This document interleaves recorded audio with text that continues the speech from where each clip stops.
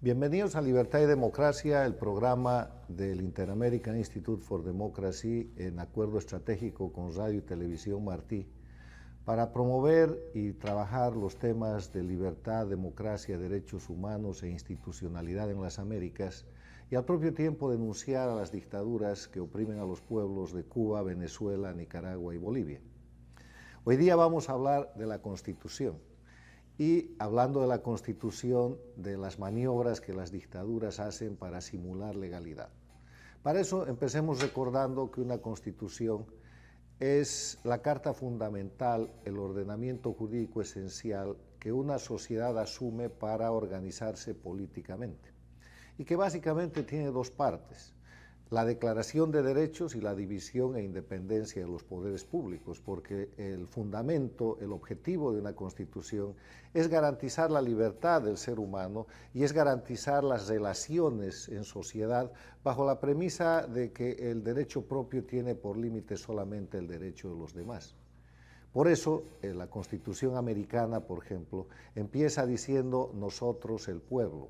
La Constitución es la expresión de la voluntad de la sociedad que se organiza a través de esa Constitución con objetivos de libertad, con objetivos de transparencia, con objetivos de garantía de derechos, y por eso hay la división e independencia de poderes, que es lo que en inglés se llama los checks and balances. En esa dinámica nos tropezamos en las Américas con que las dictaduras lideradas por Cuba, a título de Constitución, han establecido singulares documentos que son estatutos para asentar, proteger y prolongar la vida de las dictaduras. Y en este momento, en Cuba, en el centro dictatorial de las Américas, se lleva adelante un curioso proceso que el régimen denomina la de reforma constitucional. Lo primero que quiero dejar establecido, con lo que ustedes coincidirán, es que las dictaduras no tienen constitución porque el pueblo no tiene la posibilidad de intervenir en la garantía de sus derechos ni en la división e independencia de poderes.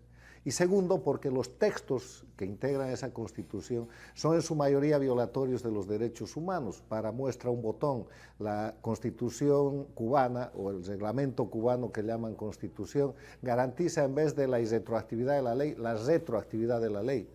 Garantiza, en vez de la libertad individual, el derecho del Estado de violentar la libertad individual para que el régimen perdure.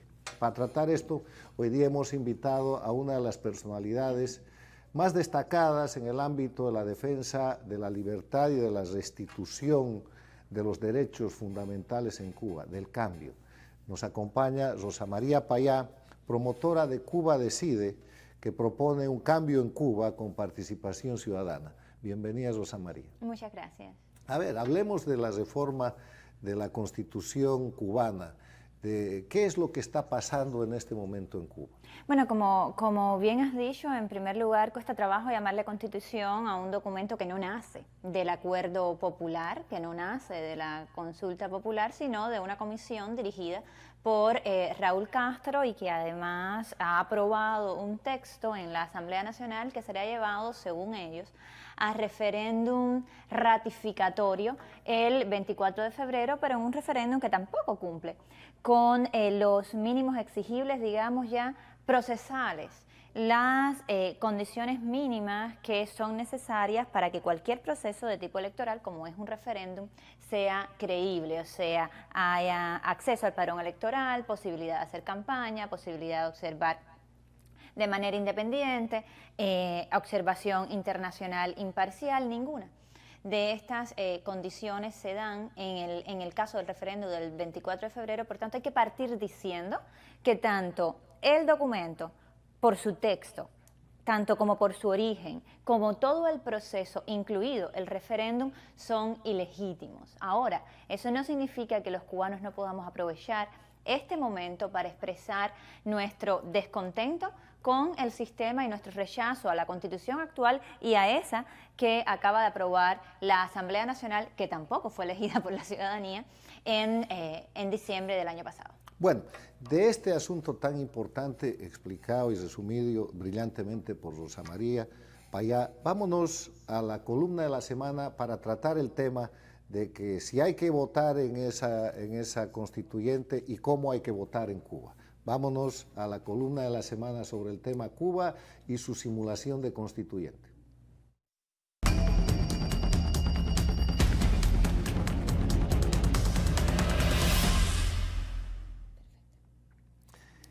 En unos días más en Cuba, la dictadura va a cumplir la simulación de tratar de presentarle al mundo que el pueblo cubano, oprimido, en un sistema unipartidista, regido por la fuerza, sin el ejercicio de ningún derecho, va a ir a votar.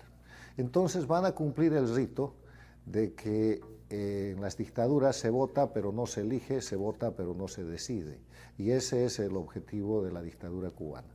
Pero hay una campaña muy importante, liderada por ciudadanos dentro y fuera de la isla, para presentarle a la dictadura cubana uno de sus más grandes tropiezos históricos. Rosa María, ¿qué hay que hacer en este show que la dictadura plantea con el tema de la reforma constitucional? Hay que rechazar la reforma, hay que decirle que no a la imposición de ese documento que viola todos los derechos y además condena al pueblo cubano a comunismo eterno bajo el Partido Comunista, bajo los generales que han estado 60 años en el poder y sus familias y sus herederos. Por tanto, lo más importante a todos los cubanos que nos escuchen es que rechacen esa reforma. Las maneras de rechazarla son varias.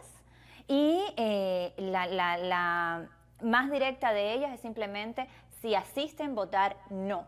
Ahora, si no asisten, también le están diciendo que no. ¿Por qué?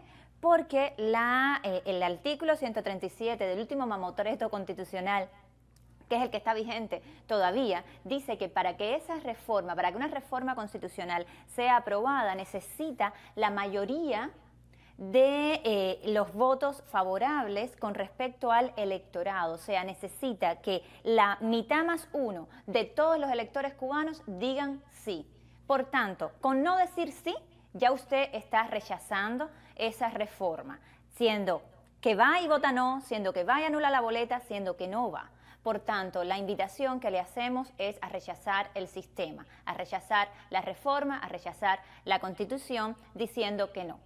Diciéndole que no al sistema. Si quiere, dé un paso más, porque tanto el referéndum como el proceso es ilegítimo, pero además estamos convencidos de que el régimen hará fraude durante el proceso. Y usted, como ciudadano cubano, puede ir a las 6 de la tarde, en el momento que cierran los colegios, a ver cuántas personas no fueron a votar, anularon su boleta o votaron no, y a contar cuántas de esas personas deberían haber llegado y no llegaron a votar. Por tanto, la invitación es, si va a ir a votar, vote que no. Si no va a ir a votar, de todas formas, vaya a contar a las 6 de la tarde y no deje que el fraude pase desapercibido. Bueno, uno de los secretos en estas puestas en escena de las dictaduras es el control electoral.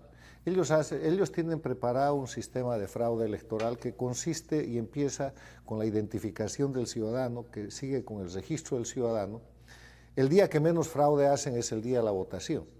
Pero si en el día de la votación se puede controlar la cantidad de gente que fue a votar, se impide el fraude que sigue, que es el fraude que hacen en el conteo de los votos y en el agregado que ellos hacen, tanto del número de votantes como de los votos que les pueden favorecer. Legalmente están obligados a exponer cuál es el padrón electoral por colegio electoral. Muchas veces no lo hacen y muchas veces además le niegan la información a las personas que preguntan. Eso no significa que no sea su derecho como ciudadano ir, preguntar cuántos electores deberían haber llegado a ese colegio y después estar durante todo el conteo y ver en efecto cuántas personas rechazaron el sistema por su ausencia, anulando la boleta o diciendo que no. Rosa María, ¿se sabe cuántos cubanos están inscritos en el padrón electoral de la dictadura? Es un número que la dictadura no ha dado.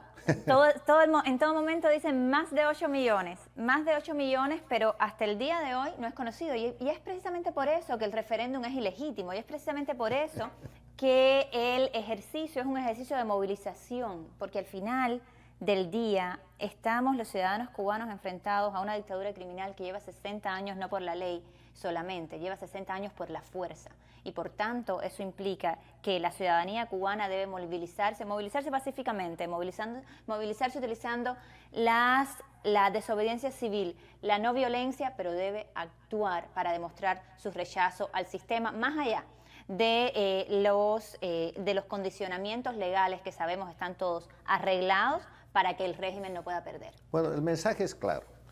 El referéndum para la reforma constitucional, entre comillas, en Cuba, es una puesta en escena, es un fraude más de la dictadura. Pero es un momento importante para mostrar el grado de debilidad y de tristeza en el que está la dictadura castrista de Cuba, que es un grado en el cual no tiene ningún respaldo popular. Es un momento para que, inclusive, con el fraude preparado, sin saber el número del padrón electoral, sin ninguna división e independencia de poderes y sin ninguna garantía de legalidad, porque no existe, el pueblo cubano pueda ganarle a la dictadura. Y para ganarle a la dictadura, como lo ha expuesto Rosa María, la respuesta es no. No, no, no. No vaya a votar, si va a votar, vote no, y si está en el escenario, controle para que no hagan fraude electoral. Así es, así es. Este es el momento de mostrar el rechazo al sistema que va más allá del rechazo a las reformas. Es un no a la Constitución actual, un no a la reforma constitucional, un no a todo este proceso y que por tanto debe conducir a un proceso legítimo, un proceso en el cual los cubanos realmente podamos hacer valer nuestra voluntad ciudadana a la cual ese régimen jamás se ha sometido. Bueno, así sea. Gracias, Rosa María, y de aquí pasamos al evento de la semana.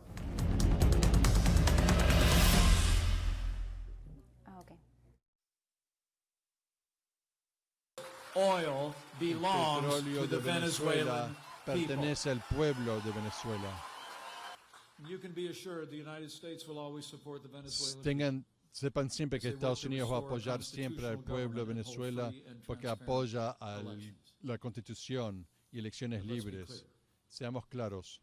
Esto no es un momento de diálogo. Esto es un momento de acción. And the time has come to end the Maduro dictatorship. Ha llegado el tiempo para poner fin a la dictadura de Maduro. All options are on the table. Ha llegado el momento de poner fin a la dictadura de Maduro. And Nicolas Maduro would do well not to test the resolve of the United States. Nicolás Maduro no le conviene desafiar la voluntad del gobierno de los Estados Unidos. Maduro's tyranny must end, and it must end now. But as the Venezuelan people know, their oppressors do not act alone. Los opresores de Venezuela no trabajan solos. El pueblo lo sabe. Y bajo la presidencia de Donald Trump, Estados Unidos también está desafiando a aquellos que han ayudado al gobierno de Venezuela. Este dictador, Maduro, ha perdido el apoyo de su pueblo y ahora está perdiendo el apoyo de sus militares. Él solo está en el poder con la ayuda que recibe del comunismo cubano. The people of Venezuela know Cuba's leaders are the real imperialists in the Western Hemisphere. Que los líderes de Cuba son los opresores de Venezuela. The truth has to be told. For decades, Cuba has tried to create client states. Desde hace décadas, Cuba trata de tener estados clientes a través del mundo. Cuba exports tyranny. Un país normal exporta bienes, Cuba exporta tiranías. Cuba ha impulsado el fracaso de Venezuela. Llegó el tiempo de liberar a Venezuela de Cuba. Cuba's malign influence is evident in Venezuela and also in Nicaragua, where the Las regime malas of Daniel influencias de Ortega Cuba no solo is se ven en oppressing Venezuela, the people sino and denying them también en basic Nicaragua, rights. donde se violan los derechos humanos. That's just one more reason.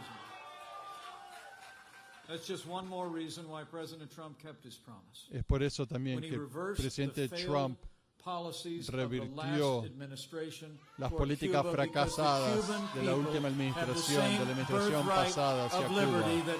Cumplió con su promesa de revertir esas decisiones. Venezuela deserves to be free. Nicaragua deserves to be free. Venezuela y Nicaragua merecen White House under this president, vivir it will en always libertad. be que viva Cuba Libre. Y esta Casa Blanca siempre va a apoyar la libertad de los pueblos de Nicaragua, Venezuela y de Cuba.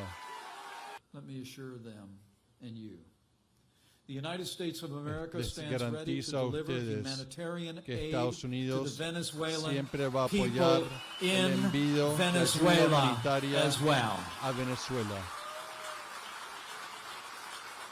We are prepared to work with the legitimate government of Venezuela, the Estamos National Assembly, preparados and para President Guaido. trabajar con el presidente Guaidó, la Asamblea Nacional y el gobierno legítimo. El pueblo de Estados Unidos va a recaudar todos los recursos necesarios. Vamos a conseguir el apoyo internacional para enviar millones de dólares en ayuda humanitaria. El gobierno de Maduro ha rechazado la ayuda humanitaria, rechaza el auxilio para su propio pueblo. Todos los días el dictador se permanece en el poder y cada día eso es un día de sufrimiento para el pueblo, para los niños de Venezuela. Maduro se tiene que ir. La libertad florece en el corazón de todas las personas en el mundo libre. A people that loves freedom will in the end be free. Simón Bolívar, las personas sin libertad al final tendrán libertad. Tomorrow, for the second time this week, Mañana por segunda vez esta semana, the shores of the Caribbean to the streets of Caracas, en las calles de Caracas y de otras partes del mundo, el pueblo de Venezuela va a manifestarse pacíficamente en contra de la dictadura. Va a hablar nuevamente con una sola voz, con una sola meta, mientras se tiran a las calles y Estados Unidos los apoyará.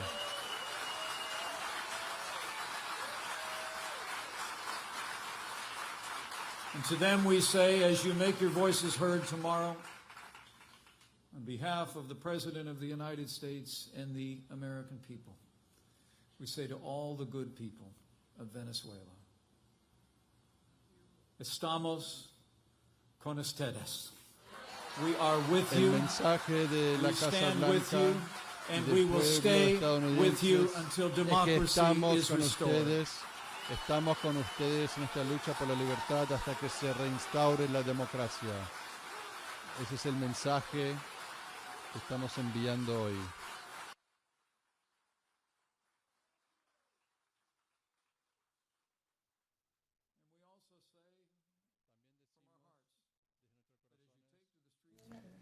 Bueno, era el vicepresidente de los Estados Unidos aquí en Miami, hablando sobre el tema de Venezuela, con un mensaje que yo quiero recalcar y repetir. La administración de los Estados Unidos, en función de los principios y valores de este gran país, le ha dicho a la dictadura de Venezuela, a la de Cuba, a la de Nicaragua, a la de Bolivia y al mundo entero, que la batalla por la libertad en Venezuela ha comenzado. No es tiempo de diálogo, es tiempo de acción. Estamos con ustedes, ha dicho el vicepresidente de los Estados Unidos, y estaremos con ustedes hasta que la democracia sea restaurada, como nosotros, como toda la gente que desde su trabajo, que desde su oficina, que desde la calle, está poniéndole fuerza para inferir una derrota definitiva a la dictadura de Maduro en Venezuela. Dicho esto, nuestro próximo acápite es el que se refiere al libro de la semana. Y vamos a hablar de un libro que está en edición, un libro que lo escribe la académica cubano-americana María Huerlao, que ha sido entrevistada por el presidente de nuestro consejo editorial, el periodista Carlos Alberto Montaner. María Huerlao propone el tema Cuba en Venezuela.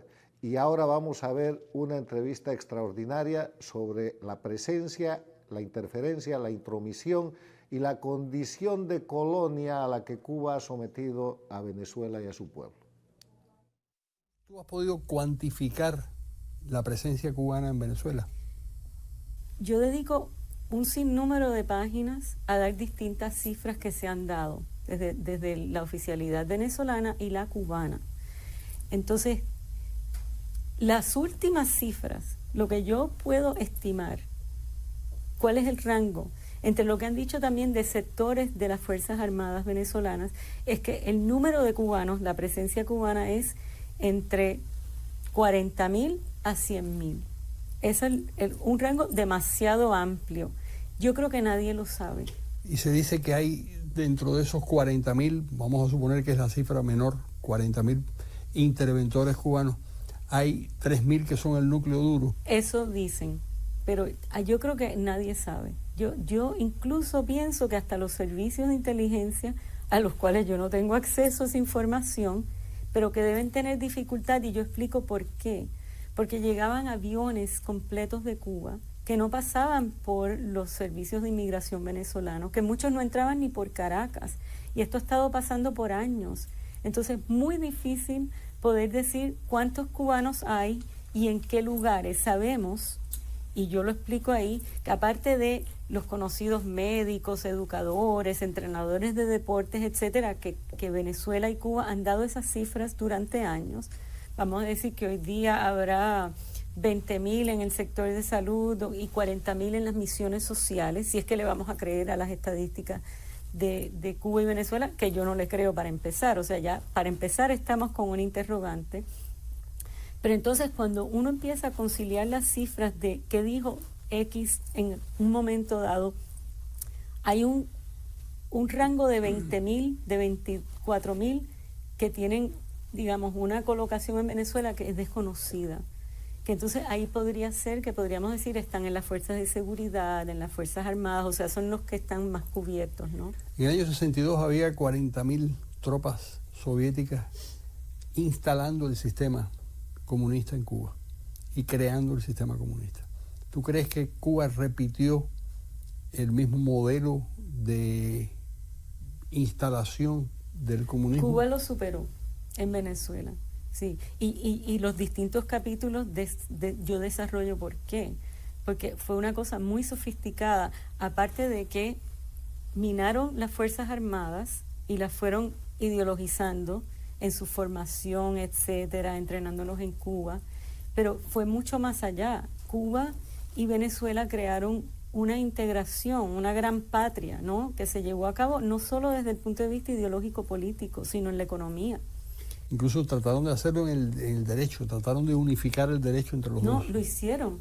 Hay una integración jurídica de los dos países desde que se hizo la Constitución, y las leyes que se han pasado, las leyes de Venezuela, se han puesto uniformes a las cubanas para que Cuba tenga posibilidades de hacer cosas en Venezuela por la ley.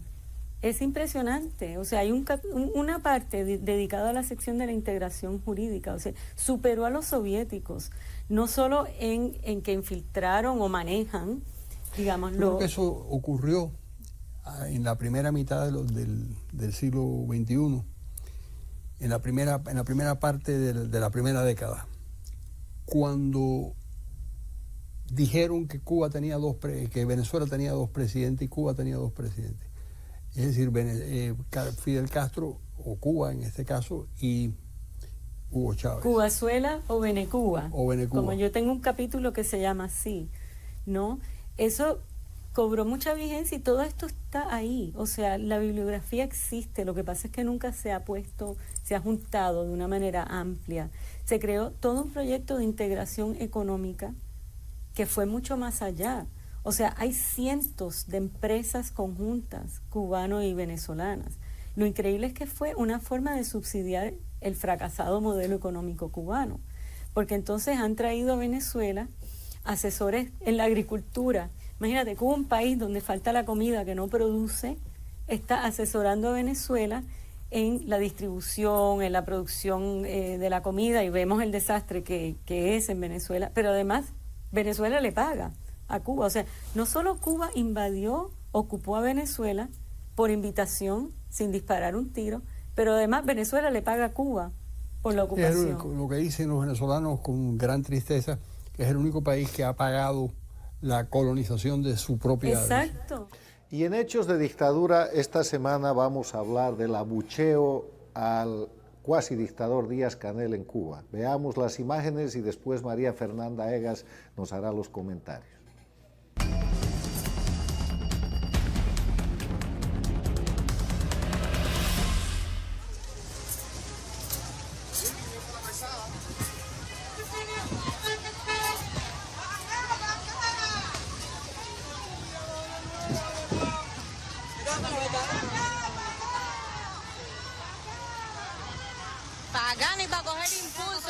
Bueno, le dicen a Díaz-Canel que se vaya. María Fernanda. ¿Cómo están? Sí, tras el tornado categoría F4 que azotó a Cuba el 27 de enero, que dejaron víctimas fatales, una docena de heridos y destrozos en al menos 3.500 hogares, circuló en las redes sociales un video que se reprodujo en varios medios de comunicación, en el que se pudo ver cómo la comitiva de Díaz-Canel era abucheada por el pueblo a su paso por el municipio habanero de La Regla.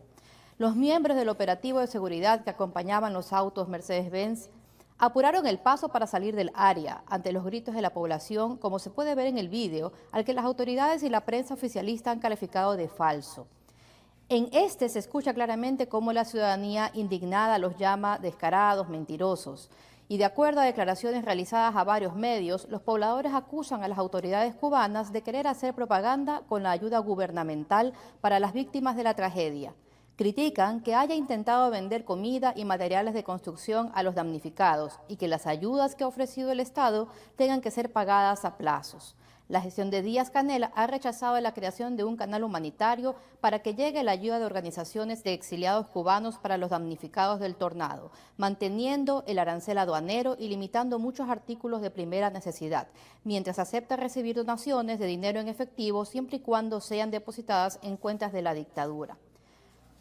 Iniciativas de solidaridad ciudadana no se han hecho esperar, inclusive agrupaciones de artistas como la de Zenaida Romeo y Camerata han denunciado que se les ha obstaculizado en su labor humanitaria y que Díaz-Canel aprovechó los recorridos en los sectores afectados para realizar campaña oficialista para el referéndum.